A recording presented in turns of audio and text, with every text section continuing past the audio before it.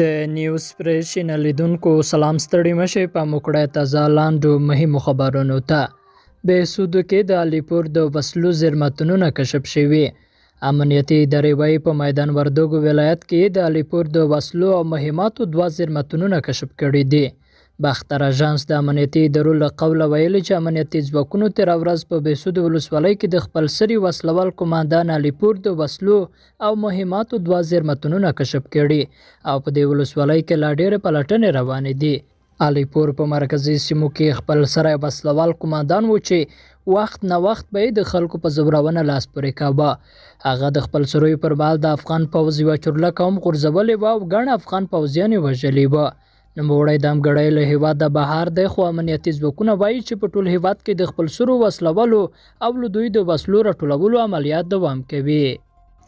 په یو بل تازه خبر کې بیا اورئ چې بندیزونه د مرستو د لیږد بهیر له خنډ سره مخ شوی دی. بندیزونه افغانستان ته د مرستې رسونې بهیر له خنډ سره مخ کړی دی. د کډوالو په برخه کې د ناروې د یوه مرستندویه بنسټ سلاکار کریش جیسپسن ویلي افغانان له ناوړه وضعیت سره مخ دي او د نړیوالو بشردوستانه مرستو ته اړتیا لري. د په وینا د همګړۍ ډیری هغه کسان چې غواړي افغانستان ته بشردوستانه مرستې او یا نقدې پیسې ولیږي له ستونزو سره مخ دي.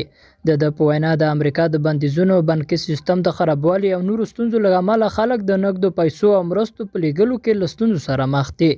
هغه زیاته کړې چې نړۍ د په افغانستان کې روان ناوړه بشري وضعیت ته جدي کتنه وکړي او پر دغه هیواد د اقتصادي فشارونه پای ته ورسوي. لیدونکو له ملتیا مننه، ښه اوسئ.